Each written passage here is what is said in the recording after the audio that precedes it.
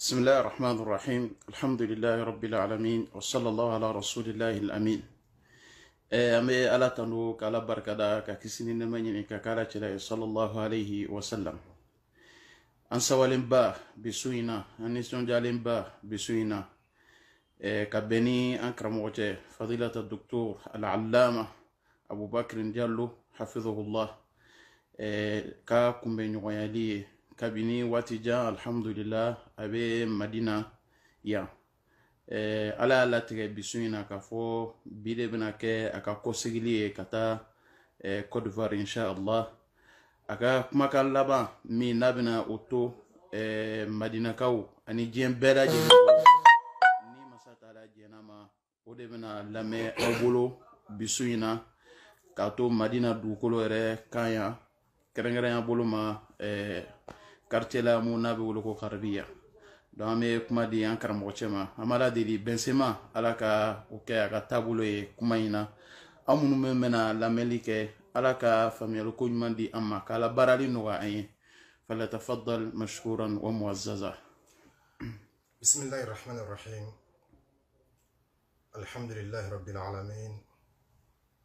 wassalatu wassalamu ala rasulillah وعلى آله وصحبه وسلم تسليما كثيرا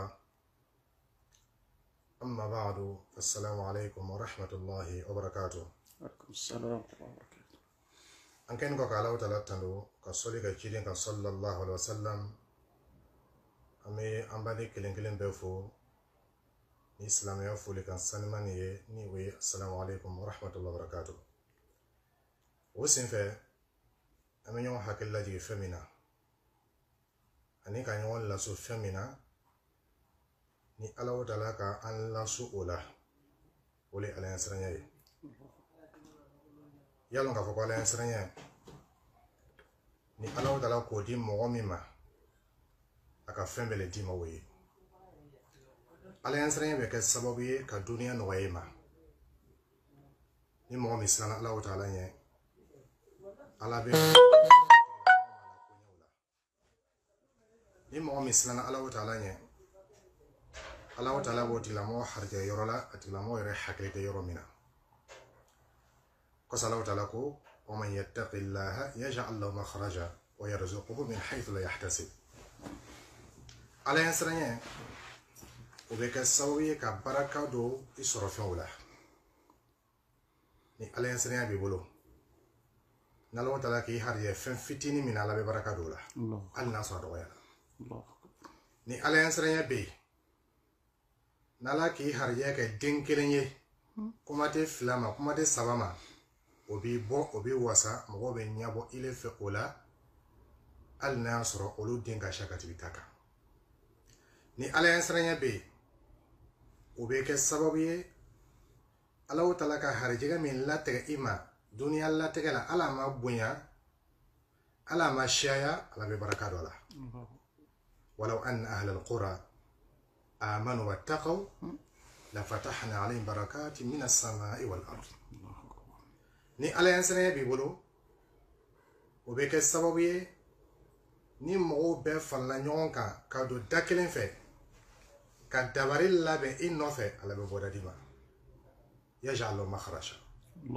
Ala Taala bɛ bɔda d'i ma koɲa kelen kelen bɛɛ la ni degun ko kelen kelen bɛɛ la Ala ɲɛsiranya o bɛ kɛ sababu ye gbɛlɛya mun bɛ duniya kɔnɔ ani hami mun bɛ duniya kɔnɔ ele ta bɛ k'i ma i n'a fɔ sanji bɛ i farikolo kan a tɛ tɔɔrɔya foyi lase dusukun ma Ala ɲɛsiranyabaga ɲuman ale bɛ tile kɔngɔ la a bɛ si kɔngɔ la farikolo sɛgɛnnen don nka dususuma min bɛ dusukun na dusukun mafanteya a t'a lɔn yɛrɛ k'a fɔ k'a tilenna kɔngɔ la walima sela kɔngɔ la ima Ala Taala b'a fɔ la ala bi dhikrillahi tatma'innul qulub dusukun bɛ mafanteya ni fɛn kelen min ye o de Ala ko fɔ ye ni Ala ɲɛsiranya bɛ mɔgɔ la hali n'a sɔrɔ a tigilamɔgɔ ma waati jan sɔrɔ dugukolo nin kɔ kan ka waati kunkurunin sɔrɔ o b'a tigilamɔgɔ nafa ni Ala ɲɛsiranya bɛ yen kaburu bɛ nɔgɔya i ma n'i ka gbɛlɛya fɛn fɛn ye kaburu kɔnɔ sababu foyi t'a la dɛ fo Ala ɲɛsiranyabaliya ni fana ka nɔgɔya fɛn fɛn kaburu kɔnɔ sababu mbala ala yansranya o ala yansranya ni wole be kiyama lo fana no ya mo ma kiyama lo ma no de bele ya sha malebe nga fen kele mi ba no ya imma ka boda ni mali ma wala ala yansranya Allahu akbar islana la wata la nye o ala yansranya be ke sababu ni mo lon be tele koro kiyama kene kai ala yansranya be ke sababu ye kile bla dulen koro ke bla suma koro ala yansranya be ke sababu ye kiyama tele kele na ko sawabi loro mo be hamina o be jorola o malo bla ke nyamma ala yansranya bagaw mo ka ala yansranya sabatila olu sente fese fese lila konte bote olu ma ka be olu ala yansranya hakiyama olu be do ara yena ko kata to ma kono dunia here kiyama here o bebe soro femna olu ala yansranya o ala yansranya ni na sabatila ila wati mina ibi yoro be dalo taala ma ni silana ala taala nya do suko menya abedam na do suko le ma folo ni ala yansranya do na do suko sabatila o ala yansranya ni be bori falo kulu yoro be ka abebe sabati abebe kulu ala taala ala taala ga adama din ta ka bo fen shamane la ayro do bolo bala sembala nembala nyabala faro kulu fion kasha me ala yansranya ba to ni yoro kilin bebe sila ala taala nya ka ko ke ko me ba ko di ala taala abedam na ma folo do suko ye ala yansranya be do suko sabati ima ala taala ba fo ni kiyamalon sala yawma la yanfa malun wala banun ni kiyamalon sala kana ni nangolo shiyamai o te bodati made kana ni din shiyama o te bodati ma illa man ata Allah bi qalbin salim foni mu'min na kiyamalon Allah ta'ala soroi kata soro dusukun kakene banatala kuma de kasala ala yansranya wala be dusukun nyina maya wala be dusukun lanya ciden ko fa sallallahu alaihi wasallam ala wa inna fil jasadi mudghah idha salahat salaha al jasadu kullu ako adamaren farko ni yoro dobe no nyala ka ba farko yoro be nya o yoro jmai wala de sukunye no fana chiena farko yoro be chien o senfe ala yansranya kan ka do sukuna ka do sukun lanya ni ala yansranya dona do sukuna do sukun be sanya ka bo flanga foyama atella fembere ka menta Allah ta'ala ata jige se fembere ka menta Allah ta'ala ni gi do sukunye wati a jigi be feni do ka menta Allah ta'ala ala yansranya le desela bana fana ka so ni ala yansranya do na do sukuna ati miri ala fembere ka to fala ta'ala ate fensin na ka fala ta'ala ate fensi jigi fala ta'ala fensi kanu te ka do sukuna ka Allah ta'ala bo bal abena fen kanu abo kanu nale ka ala ka kanu so no kanu ale ka ko be ka Allah ta'ala ni ala yansranya sabatla do sukuna fembe boya ale femin kago Allah ta'ala anna so oye ale diana ko doy ala yansranya be o sabati do sukuna otwani ala yansranya sabatla do sukuna flanga fuya placite ko do sukuna to wala to na ala yansranya sabatla do sukuna bida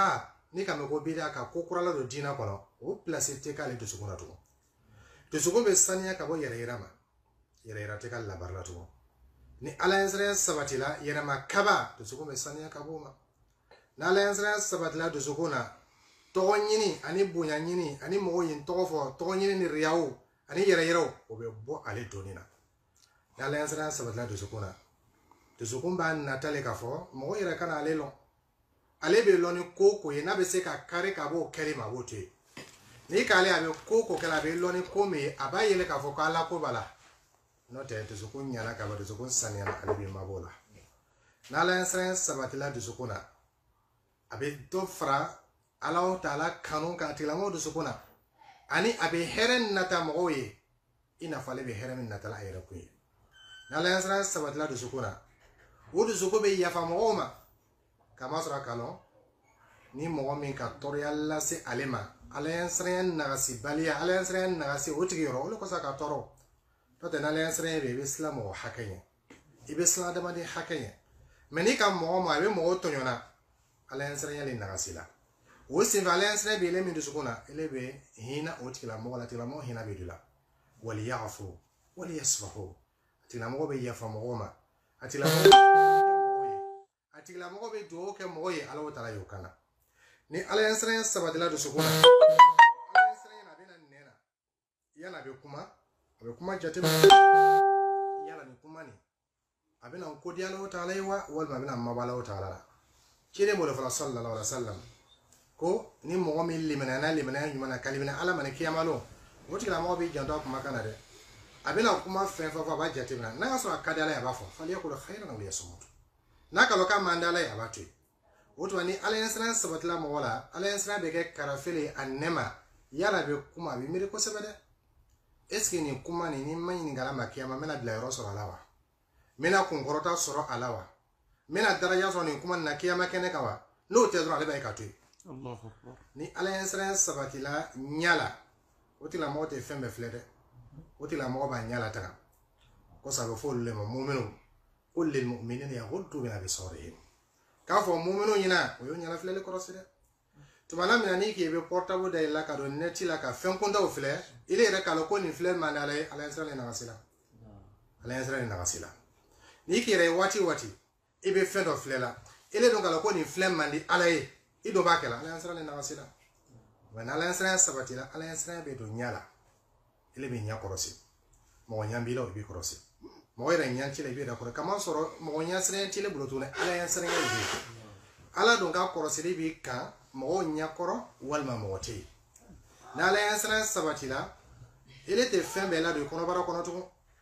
yani be domini la do kono hay ba tentede ka fese est-ce que ni domini ni ala o tala be dio domini mu dum mo do ni wa na so fen o femi manga ka domo femi domi mandala o tala e ala yasran ba to be mabo ola e haramu e walma ni feni domo ala ka la daga me asoro chugo o mandala o tala e ala yasran ba to e be mabo la ala yasran ba ale be si kongola ka haramun to adafe ala yasran ba to atadomo na ala yasran sabatila mogola woti la mo do sugumbe saniya ka bo hasidiya ma ale te mo hasidiya to ale be herena ta mo ye na ala yasran sabatila do suguna wala yasran be do fargolo yoro to bela fukata si asima ata semda yoro to yoro ta mandala wata ala wala ko sala ba funa hadisu kurisida koni mo min diala ale ala wata ala kuntu sam'ahu alladhi yasma'u bi ala ko ale boti la mo tolo korosi ala te so fen lame atolo la to femine alla meni mandala wata ja mo do be valeri bo lu tolo la ala wata ala fe ala te so olu tolo do kuma do la jani gere wati i tolo dayile be ka kuma belame anyuma ni juguma yalo ko valeri di tolo la no te mo do be ala te so kuma mi meni mandi ala te so kuma to yedo mo do tolo la olu be o tolo fana be wa basarahu alladhi yubsiru bi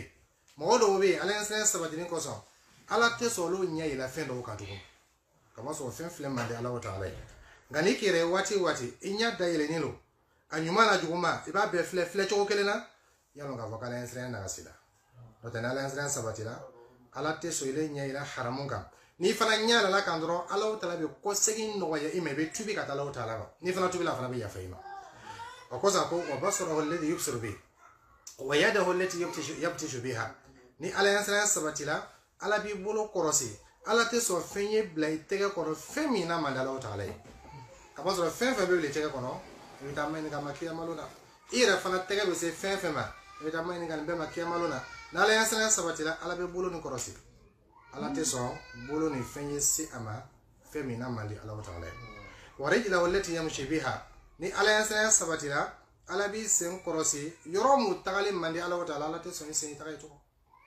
ni ala yasran sabatila ala bi fari yoro bela korosi ki fari yoro bela ta ki fari ke fenye i fari kolo yoro beba yere masun ala wata ala ibe koke bulla min bi kodi ala ibe koke nena min bi kodi ala wata ala ibe koke nyala min bi di ala wata ala i sembe kete i konobara be kete ile de ka nyina me be ke na fala ko nyemma qul inna salati wa nusuki wa mahyaya wa mamati lillahi rabbil alamin ile ka nyina me yere be laban sisa apeka ala wata kele de koso ikanyina maya ika saya ila seli ila bato ila suno obeke ala koso ila domini obeke ala koso ni ka tagamato e abi tagamala ala le koso ni ka sigini abi sigira ala le koso ni ka lani abi lala ala le koso ni ka kumato e abi kumala ala le koso ni fana ka dajeni abi dajira ala le koso ale ko ni ka nyina maya bekela sisa ka yira kodi ala o taala e ni ka yokokola abo kela ala le koso soit o koto ye bato ye ou bien abo koto kela kata irla se bato le ma ale ka nyina me be kala ala koso ni kira ite wati mina ele tigla mole kanyela ika dunya la tigla note mo be kule mina no tede innamal hayatu dunya la'ibun wa lahu inyame kule mina dunya kono ningala president ningala ministry ningala nyamoy ala ko tulungalo de ko la'ibun la hawlo ko demisanu la tulunga nyolo ina ko den sansa ba obe burla tuluna ibo yela tulen nyamma dunya la tigla be tulunga ko na la ko bolala Mulia nyumai alako pasanda no le koso ole sawya koso ni mo sara ibe fen fe la dunia kono ni sitata fe kaburu kono atana do kaburu kono ni president ya galon atana do kaburu kono ni ministre ya daraja atana do kaburu kono ka milliard shaban franyo ko na voloti lo tabla atana do loye abena ni fen be to akofea wala kali jitu bona furada kama khalaqnakum awwala marra abena kose alama ina fana na lo na nyama anana lomina fen to tabolo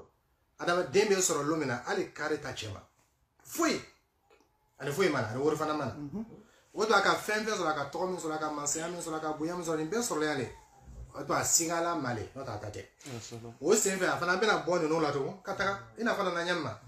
kasanke mi be dolama o be donale adama do nya malo ya mana adama no nya sotrama sono kasanke te donale era koson kasanke dolama le mo bena sotolo nya kana la lebuka koso na la kaburu kono tumo be kasange ndom na fana be wule kiyama kene kan kasange te wulo pasa kelen burbe tana wule kiyama kene kay bela ko le me wulla donc ale ma ko te ka foka ere sutre ni ka fani mo ngala kiyama kene kan ala sere le ko ke no de kiyama kene ka fani me ke do wala ala sere le ka ke do be do fana be regina kono ma men ala sere le ka ke ko zo chiri ko salatu wana na ka sahabo wajo kajo sahabo ko ma ka anna mau'idatu mawaddi fa usina ko sarangana kana anali ako usikum bitaqwallah ma ilasu na la yasranye